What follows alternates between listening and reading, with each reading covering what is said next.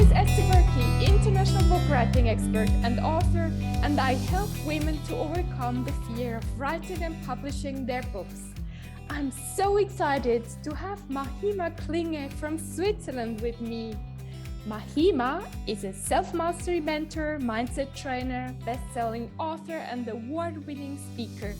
She is the first Black self-mastery mentor to have spoken at the Harvard Club of Boston. Born and brought up in Zimbabwe, Mahima has spent her whole adult life traveling around the world, teaching her unique brand of mindful leadership.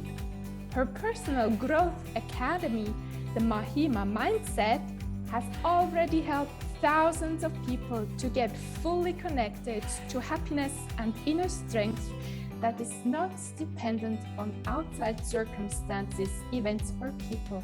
Mahima loves to teach how to transform our inner voice to become supportive and encouraging so that we can show up as a leader that people will listen to.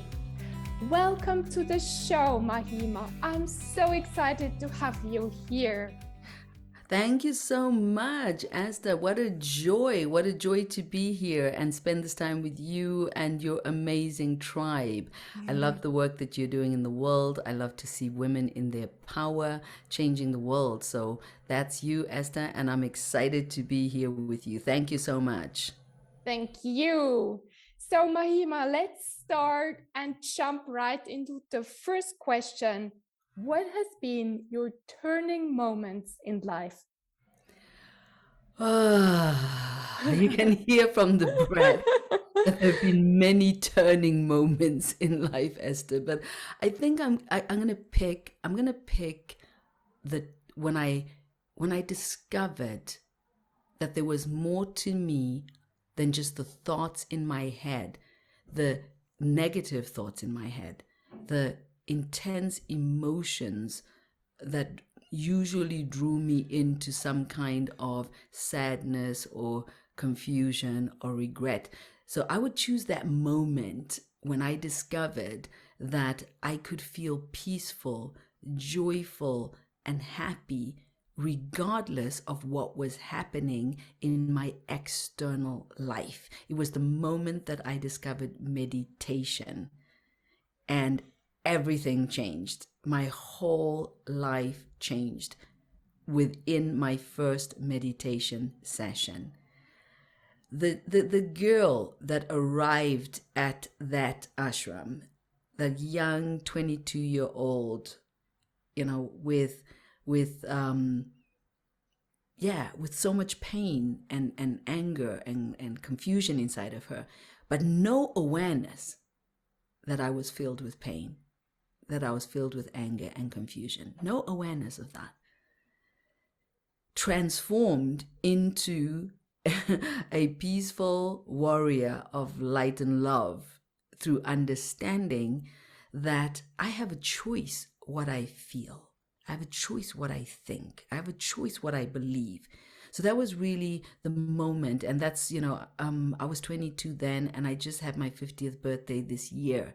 So I would say that was one of the most pivotal moments of my entire life that has led me to create so much more beauty, creativity, financial abundance, amazing relationships, a passion that I, love, that I get to do every day to be of service. And all of the wonderful things I've created in my life definitely wouldn't have come to be if it wasn't for that one pivotal shift in my consciousness. Beautiful.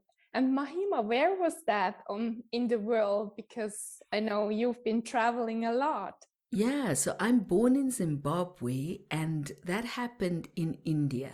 That happened in an ashram in India. And I'd never been to India before, and I never thought I would ever go to India before. There's very few reasons why a 22-year-old girl in the early 90s would go to India alone. I did not see that coming, and neither did any of my family. But I was divorced. I was married and divorced. I, married my second boyfriend, and we knew each other from 18 until 21. And being with him, he brought up all of the unresolved issues that I had from my childhood, from not feeling confident in myself, from not knowing what I really wanted to do with my life.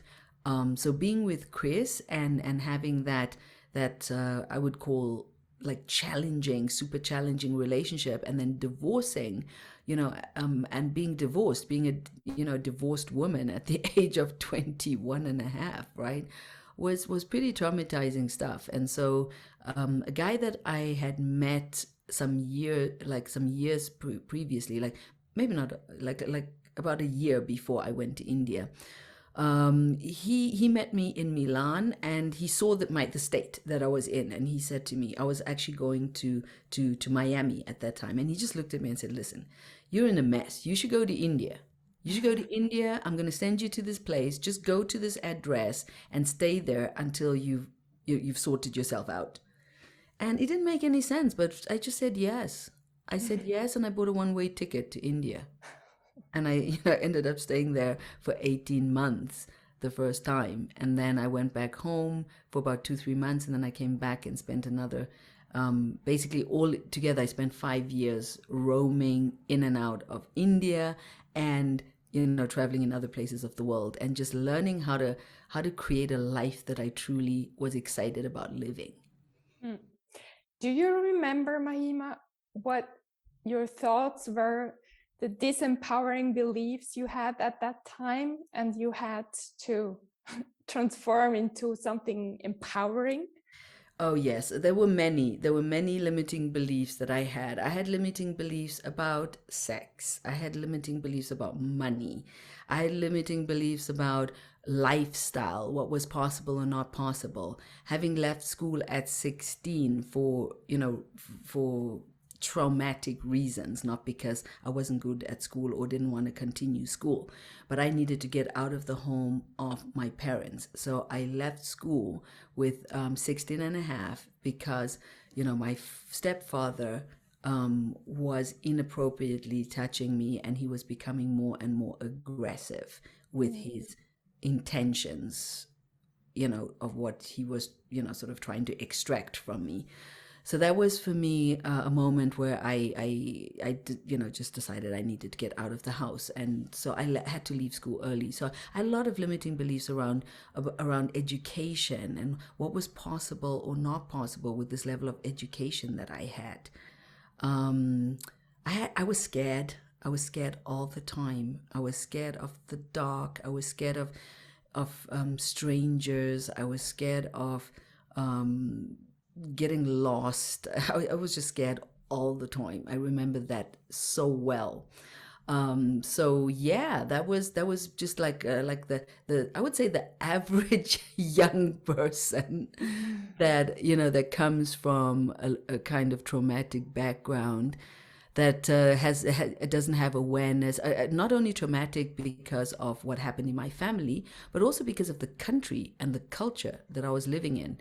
So, for example, Zimbabwe was apartheid.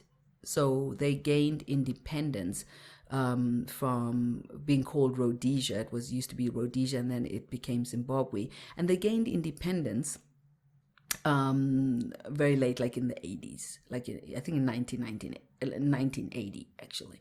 So I was born in 1971. I was born into an apartheid regime, which is it's a hate culture. It's just hating on people for the color of their skin, for the education they have or the lack of.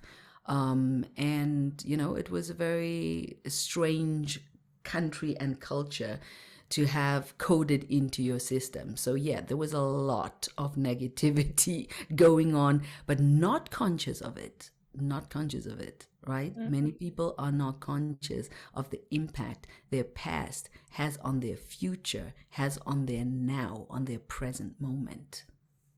Mm. And then from India to the warrior you are today. How did it go? Well, I would say in simple term, if I put it in a simple way, I followed my heart. I just kept on listening. I believe, I would say the voice of the heart is the voice of your soul. And how I define soul is the part of you that came into this world with nothing and will leave with nothing. Yes? So we may have come into this world with, who knows, maybe we came with stories from other lives or other worlds or other dimensions. Who knows? Nobody, it's a debatable topic. But the point is you didn't come in this world with money, with relationships, with cars, with education, with no, you came empty and you're going to need to leave all of this behind. Right? Mm. So the soul is the part of you that is your true, what I call the true self, right? And if we start listening to our true self, the soul, it speaks to us through the heart. And the soul is the part of us that wants the very best for us in life. It wants us to thrive instead of just survive. It wants us to follow our passions instead of just doing something logical because you feel trapped. The soul wants you to have, the soul is more about who you are than what you have. And it's more about living in the present now than living in the past or the future. So the soul is this other aspect of ourselves that we have forgotten about because of mind education. And the mind education is training you to think all the time, yeah, instead of be. It's training you to think all the time instead of experience, right? You're thinking instead of feeling, experiencing, being. And once we start to understand that, we're able to start to listen, to become quiet, and listen, and then be guided by the heart, which is adventure. It's, hey, this is your talent. Don't let go of your talent, Mahima. When I discovered meditation, I could easily meditate for hours and hours. When many people struggled with meditation, it was easy for me. So I knew that I had a gift with meditation.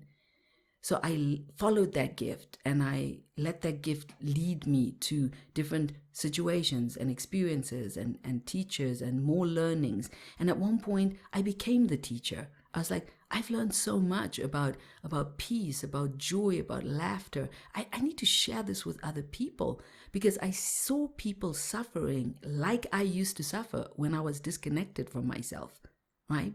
When I was up in my head, living life, through thinking, through logic. And so once I got out of that way of living, I could, shift into this more magical and fun state of heart and mind. Now, I'm not saying it was just good times all the way. Do not get me wrong, right? That's not what I'm saying. I'm saying that there is an inner peace, a love and a joy that's not dependent on external circumstances, events, or people. And if you see kids, they're connected to that. Yeah, a child is in their purest form before they became, before they learned bad lessons from society and, and everyone around them. They're just pure love. They just, can bounce from one moment to the next with so much pleasure and happiness. And they'll move through their emotions. If they need to cry, they'll cry and then move on. And they might even be laughing the next moment, right? They just they're more in the essence. So I feel like what I teach people is not something new. It's not discover something new about yourself. It's return back to who you are. Remember who you are. And so it's really more about removing, let's say, habits and learnings as opposed to adding on new learnings. Do you remember, Mahima, when you listened for the first time to your heart, to your inner child, to your soul? How was that? I would say yes, sure, sure. I remember that moment, what I said in my first ever meditation, when I discovered that I could be peaceful and quiet and just be present in the moment, and I didn't need to prove anything, become anything, or do anything in order to experience love and fulfillment. So that is the whole art of meditation, when you can learn it, from teachers that teach it from a place of joy. Now, there was also moments where I downloaded certain truths. Like, one of the moments I remember was when I was trying to decide how I would continue making money in my life, and I completely heard my heart say, my soul, you're an entrepreneur because freedom is one of the highest values for you. So you need to look at how can you make money with entrepreneurship, doing your own business. Like, and I felt like when I thought about getting a 9 to 5 job, I felt my heart would sink. I felt myself shrinking. I felt myself like a big no. And when I thought about being an entrepreneur, and I thought about, being free and making my money through my own business, I felt alive and I felt open. I didn't know how, Esther. So this is not about, I already had a plan, I already had a business plan, I already knew what to do. No, I just followed this feeling of what happened when I listened to myself. And when I listened and moved towards 9 to 5 job, I felt a shrinking in my whole being. And I felt a no. And when I moved towards entrepreneurship, I felt an expansion and a yes. So that's what I mean, listening to your heart. Follow that feels elevated. Right? So I kept listening. I tried various entrepreneur things, which was a lot of fun, playing in that world. And like, Kai, I'm also married to an entrepreneur. And like me, at a young age, he already made the decision. He was even younger than me when he started his entrepreneur journey. I think he was like 17 or something. Yeah, I only got to it around, 25 years old. That's when I was really like, okay, this is clear for me. This is what I'm going to do now. And so it is, and I followed that ever since. So I think things like that, you make a decision about who you are based on what lights up your soul, what makes you feel excited and expansive, even if you feel scared. Yeah, it's because many people will say, yeah, but I don't know, is that my soul, or am I afraid? Like, yeah, both feelings will be there. There'll be, of course, the feeling of excitement, but there's also the feeling of, how do I do that? Like, how's that going to work, right? The other thing feels more familiar because you've done it. I did 9 to 5 jobs, so I knew how they felt like. It was a known path. Yes. And then suddenly you stood on stages and you taught people how to listen to their heart. Did you have this? I wouldn't say suddenly. I know. There were a lot more steps in between, the woman that is standing on stages today, or even in the last 2, 3, 4 years, right? So I started with having the courage to say yes to my calling of teaching meditation. And that took me to Bali, where a friend had told me if I'm ready to teach, I could go to her place there in Bali and teach. So I sort of remembered that at one point and said, yeah, I'm ready for that. And I went to Bali. I started doing sessions in Bali. And through those sessions in Bali, doorways opened to do sessions all over Europe. Suddenly I was being invited to Germany, to France, to Italy, to Switzerland, to Holland, and different cities in these countries. And it was quite profound, actually, how it just sort of organically grew, and people were inviting me, and then people would share, about me, and then I'd get another invitation through that.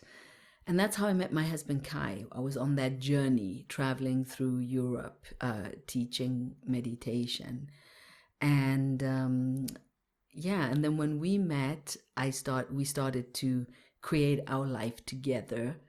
things became a little bit complicated for about 2 or 3 years as we tried to find what's our way together. Yeah, because Kai had his own company, but I didn't want to stay in Germany where his company was, because I believe that, again, follow your heart there, and it's not just for work, it's for places.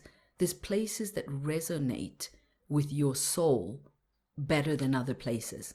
Yeah, that's just the way it is. Now, can I be peaceful in Germany? Yeah, of course. If I go to Germany right now, I don't lose my inner peace. But do I want to live in Germany? No, I did not want to live in Germany back then, right? And nothing against Germans and anything. It's just everyone listening to this, if you've traveled, you know that there are places where you go to where just something opens up for you and you just feel more at home and you feel more free and at ease. You feel you vibe better with that with the vibrational frequency of that place, right? So I've sort of loved the frequencies of New York, of Bali, of Thailand, various places in Thailand. I've loved Italy, even though I haven't stayed there, but I love the vibration. So it's just what does your heart want to guide you to? We're a lot into forcing ourselves, yeah, forcing ourselves to like people, forcing ourselves to like places, forcing ourselves to like things. And whereas I'm not saying you should hate things, because that's absolutely not what I preach at all. Like, have respect, but honor yourself. Yes. Have respect for cultures, have respect for different places, have respect for the way people do things, but honor what lights your heart up and follow that. And then Switzerland took your heart. Well, yeah. So first Kai took my heart, okay, and then we sort of as I said, went through all of this transition together. And finally, we landed up in Switzerland because my sister lives in Switzerland. And I had a Swiss nationality because I was married to a Swiss, like my first husband, the one that, had to deal with the crazy me. So yeah, I got the Swiss nationality. So it just made sense to try to live in Switzerland. Yeah, because I was Swiss, I'm kind of, even though I'd never lived in Switzerland, and my sister was already living in Switzerland because during the time that she came to be with me while I was on my travels, she met her husband that she's still with now over 22 years later. She actually met her husband in one of my meditation sessions. So then my sister was settling down in Switzerland, and then Kai and I, we were first sort of wondering about, we went to Thailand together and we tried to do stuff out of Thailand for a while, and then finally we were just like, let's see what we can do in Switzerland, and we had liked Switzerland. One of the summers we came here, my sister had this gorgeous apartment on the Veggies Lake, and the lakes and mountains in Switzerland are just magical. And it was one of the most beautiful summers, and she had this like really 60 square centimeter terrace, and and my sister came here, by the way, with nothing but the clothes in her suitcase and the ones she was wearing. And through me teaching her the art of manifesting what she truly loves and wants, she manifested a husband, and that they still, as I said, happily married and still together. She manifested various different waterfront properties, including this particular one that I'm telling you about now. And so we came and we stayed there, and we were like, oh my God, Switzerland is amazing. And we were swimming in the lake and we were enjoying the summer, and it just felt like, yeah, let's give Switzerland a chance. and that's when we settled down here. I started doing more meditation classes, and just like really trying to get this message out there. But at one point I did get stuck in my personal growth because I stopped being I didn't have a mentor, right? So from the young age of 20 to let's say 26, 27, I was very heavily involved with my Indian teacher, And then he passed away. I started teaching, and then at one point around my 40th birthday, I realized that I needed more mentorship. I needed more guidance. I needed more new ideas to come into my life, because I got stuck, and I wasn't having the success I wanted to have. I wasn't having I wasn't reaching the amount of people I wanted to reach. I was trying very hard, but I just wasn't able to make it. And that's when I, drew into my life the amazing Kanan Lessia, which you know very well. I drew in Lisa Nichols. I drew in, A Fest, and just started to hang out with different people, expand my consciousness, invest in myself, and that's what led me to, start really taking on public speaking and really boosting myself to the next level of my evolution. Yeah.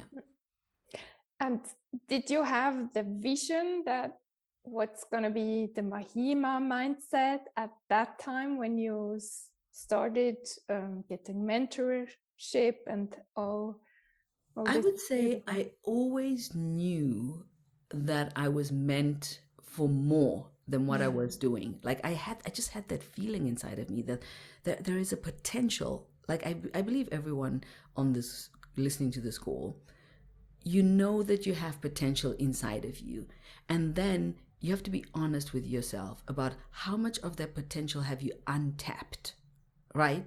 So I felt like I have so much. I've always felt this. I felt this when I was in India with the teachers over there. I felt that when I was traveling all over the world trying to find my way. I've always felt like there's something amazing meant to happen with my life, and amazing things were happening. I mean, coming from Zimbabwe and that poverty mindset, and being able to transform all of that to the point where I was, able to travel by myself all over the world, getting rid of all that fear, all of that limitation around, abundance, and create all of this beauty and magic. I mean, I know for sure that if I hadn't changed my limiting belief systems, I wouldn't have been able to create any of the stuff that I created. So when I was 40, sort of like having my 40th birthday, because birthdays are very pivotal moments where you reflect on yourself, right? That's when it was so clear to me that I've fallen asleep on myself. I haven't honored the gold and the diamonds that I felt was still inside of me and needed to be mined out of my system. Does this make sense? So yeah, so I would say I had no clue that it would be the Mahima mindset and would be this Own Your Superstar trainings, but I knew I was already teaching. I'd already been teaching from the age of 27, right? I just hadn't managed to make it into the more that I wanted it to be. So I found myself, for example, at that moment before my transition into the more, which was investing in mentors and teachers, I was still teaching, meditation classes, charging $25 an hour for my meditation classes. And I'm 40 years old, right? I'm making like, even with, I'm making like 20,000, before I sort of like went and met Kane and Lesia, applied some of the stuff, and then started making a little bit more money. But the most I managed to get to with my business was like 30,000. That was the most we managed to make. And so, I mean, I'm living in Switzerland. I'm earning 30,000 a year. I'm teaching meditation classes for $25 an hour, which there's nothing wrong with that if that's what you feel is your capacity. But I felt that I was letting myself down. Does that make sense? Yes. And those meditation classes are very, like, some people are coming. Sometimes I'm sitting there waiting. Nobody shows up. I'm sitting by myself. Like, I'm too old for this shit. I mean, I'm sorry, but I can't go prepare a room and sit and nobody comes. But that would happen sometimes. Yeah. Sometimes one or two people came. Sometimes it was an abundant session and there were 20 people. Sometimes it was an abundant session and there were 30 people. But it fluctuated up and down like a yo-yo, right? So, yeah, and then sort of consistently was usually like 10 people or so, right? So if you just, I think if anyone's listening to this, it's just about being truthful to yourself. Do you feel like you've met, like if this would be the last breath, like if for any reason you would be, because by the way, I believe that this is how the truth, we can leave our body at any second. Yeah, do not take tomorrow for granted. Like the truth is, and I think COVID is showing us that more than ever, how fragile life truly is. It can be over in a heartbeat. This is the truth that nobody teaches us, that nobody, supports us to understand, so that we can live with more passion, with more joy, with more sincerity in what's actually happening in this moment, right? So yeah, it's important to listen and imagine, like, okay, so am I living my full potential? And I know that if I would be leaving my body, I want a big smile on my face, knowing that I went for all of my dreams. Even if I didn't get to all of them, I went for all of them. And I'm leaving my body feeling like I've honored the potential that I have inside of me. Yes, I've got as much of it out as possible, and I didn't waste time, and I didn't procrastinate, and I didn't live in fear and confusion and self-doubt, that I could put all of that to the side and keep stepping into my genius, my talent, and what I have to offer. If someone is listening now and asking herself, what shall I do? What's the first step? What would you recommend? The first step is change your limiting beliefs. Work on yourself. Work on yourself. Discover how to be happy, peaceful, and joyful for no reason other than I'm alive and I'm in my body. Come back to yourself. Come back to what really matters. There is nothing out there that is going to fill you up like you can fill yourself up, right? So happiness, joy, the things that, like, if you think about, like, why do you want the job, the like your dream job? Why do you want that? Because you think it's going to make you feel a certain way. Yes, having your dream job, I'm gonna be content. I'm gonna be satisfied. I'm gonna feel amazing, right? Why do you want a gorgeous relationship? Because you think it's gonna make you feel a certain thing, feel loved, feel like you have intimacy, you have someone to share your story with, and all of these things. And I'm here to tell you that you have everything you need already inside of you. Yes, love is who you are in the core. You came into this world as pure love, and you're going to leave this world as pure love. Love is your essence. It's your humanity. You don't need to give love, and you don't need to receive love. You are love. Yeah. Confidence comes from knowing what your gifts are, knowing your talent. Yes. And honoring your talent and becoming masterful at what you love to do. That's where confidence comes from. Yeah, we see confident people. It's like they know I'm an entrepreneur. I'm a cook. I'm a coach. And I'm going to become the best at what I do, because I deserve to give myself the gift of being good at something, right? And so right now in this moment, if we're looking for confidence externally, like, oh, let me try to find something out there, right? If you look inside of yourself and start listening, you'll see that you already have gifts. You're already good at certain things. And now all you have to do is, in this moment, say yes to your gifts. Say yes to what you're good at, and give yourself permission to keep doing that every day. And that's tapping into confidence, right? So everything is already inside of you.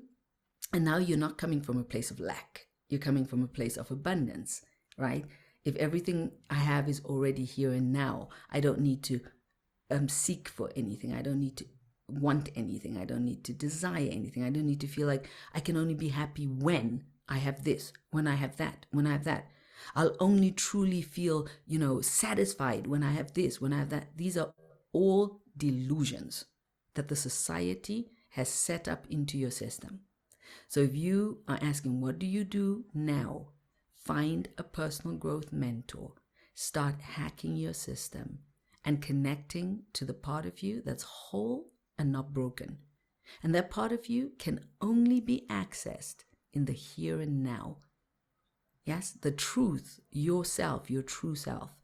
So find somebody that can help you to come back home so you feel grounded, you feel centered, you feel alive, you feel excited about just breathing and being alive. And then the rest, you can pour all of that passion into whichever direction, you want to go into. So that would be my advice. Work on yourself. Work on yourself like you've never worked on anything in your whole life.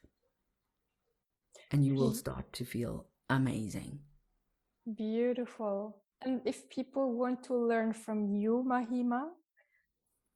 Yes, we are going to offer you and me together, Esther, because you said we could, give the gift of my 21-day meditation challenge. And so, as you guys know, whatever you think about meditation, I want you to just forget about it, right? Because no, seriously, so many people are like, meditation, yeah, I don't like meditation. Mahima, you don't understand. I can't meditate.